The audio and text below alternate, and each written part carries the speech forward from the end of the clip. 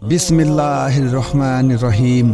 कब्र में अच्छी बुरी मैयत के जिस्म के साथ क्या होता है? दोस्तों, हजरत उमर बिन अब्दुल अजीज़ रहमतुल्लाह अलैह एक बार एक मैयत का जनाजा पढ़ाने गए। जनाजा पढ़ने के बाद कब्रिस्तान में एक कब्र के पास खड़े होकर उन्होंने रोना शुरू कर दिया। लोगों ने पूछा, हजरत आप तो इस मैयत का जनाजा पढ़ाने के लिए आए थे, आप पीछे क्यों खड़े हो गए? फरमाने लगे कि मुझे इस कब्र में से ऐसी आवाज़ महसूस हुई जैसे यह मेरे साथ बात कर रही हो। लोगों ने पूछा कि कब्र ने आपके साथ क्या बात की? फरमाने लगे कि कब्र ने मुझसे यह बात की कि ए उमर बिन अब्दुल अजीज़, तू मुझसे ये क्यों नहीं पूछता कि जो बंदा मेरे अंदर आता है तो मैं उसके साथ क्या सलूक करती हूँ? कब्र से कहा, बताओ। कब्र कहने लगी कि मैं उसके साथ ये सलूक करती हूँ कि सबसे पहले उसका गोश्त खा जाती हूँ, फिर उसकी उंगलियों के पोरों को उसके हाथों से जुदा कर देती हूँ, फिर उसके हाथों को उसके बाजुओं से जुदा कर देती हूँ, फिर उसके बाजुओं को उसके जिस्म से जुदा कर देती हूँ। इस तरह उसकी हड्डियों को जुदा करके उनको भी खा जाती हूँ। हजरत उमर बिन अब्दुल अजीज़ रहमतुल्लाह अलैह फरमाने लगे कि जब कब्र ने ये बात कही तो मुझे रोना आ गया। दोस्तों, कब्र में अच्छी बुरी मैयत के साथ क्या होता है?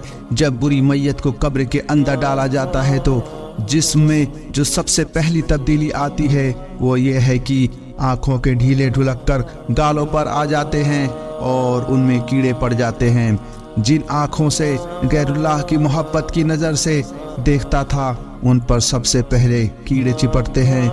गोया अल्लाह ताला फरमाते हैं कि मेरे बंदे, तेरी आंखें काबू में नहीं थी, तू गैरुल्लाह को चाहतों और मोहब्बतों से देखता था, मगर ये हक तो तेरे परवरदिगार का था, लेकिन तुझे गैर महरमों के चेहरे अच्छे लगते थे। तो जो आंखें गैर महरमों को मोहब्बत की नज़र से हवस के साथ देखती फिरती है, कब्र में सबसे पहले इन्हीं आँखों को कीड़े खाएंगे। और दूसरी तब्दीली ये आती है कि उनके मुंह में कीड़े पड़ जाते हैं और कीड़े होंठों को खा जाते हैं, जिसकी वजह से दांत डरावने नज़र आते हैं। अब तीसरे नंबर पर उसकी ज़बान को कीड़े खाना शुरू करते हैं। इसी तरह पूरा जिस्म, हड्डियाँ कीड़े खा जाते हैं, सिर्फ रीढ़ की एक छोटी सी हड्डी बचती है। ये सब मामलात इंसान को कब्र के अंदर पेश आते हैं।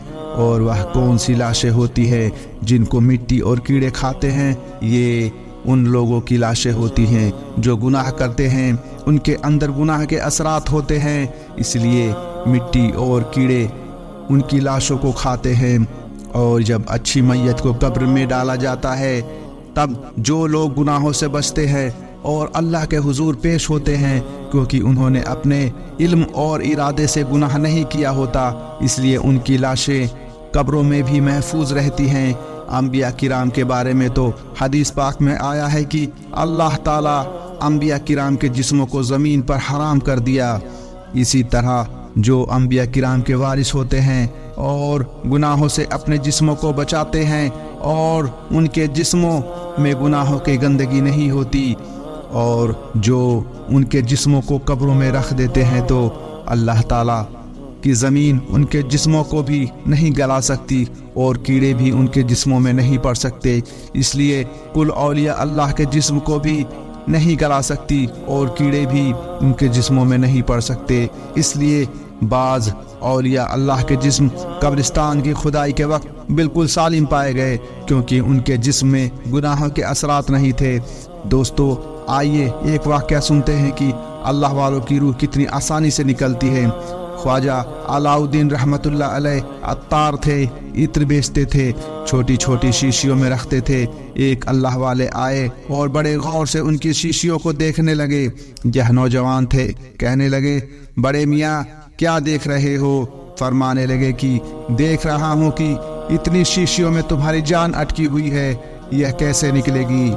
नौजवान थे, गुस्से में आ गए, कहने लगे, बड़े मियाँ जैसे तुम्हारी निकलेगी वैसे मेरी निकलेगी। जब उन्होंने ये कहा तो बड़े मियाँ उनके सामने लेटे और उन्होंने चादर अपने ऊपर ओढ़ ली और कहने लगे कि मेरी तो फिर ऐसे निकलेगी لا الہ الا اللہ محمد رسول اللہ یہ کہہ کر سو گئے۔ پہلے تو اس واقعے کو یوں ہی سمجھے، جب ہلا کر دیکھا تو وہ انتقال کر چکے تھے۔ بس یہ جناب اس واقعے سے دل دنیا سے اچار ہو گئے، پھر یہ بڑے اللہ والوں میں شامل ہو گئے، یہاں تک کہ انہوں نے تذکرۃ الاولیاء جیسی کتاب لکھ ڈالی۔ اللہ والوں کی تو ایسے موت آ جاتی ہے، اللہ ہمارے گناہ معاف فرمائے اور ہماری روح جب نکلے جب اللہ راضی ہو، آمین۔ دوستو آپ کو ویڈیو کیسی لگی کمنٹ میں بتائیں اور چینل کو سبسکرائب کریں۔ السلام علیکم ورحمۃ اللہ وبرکاتہ۔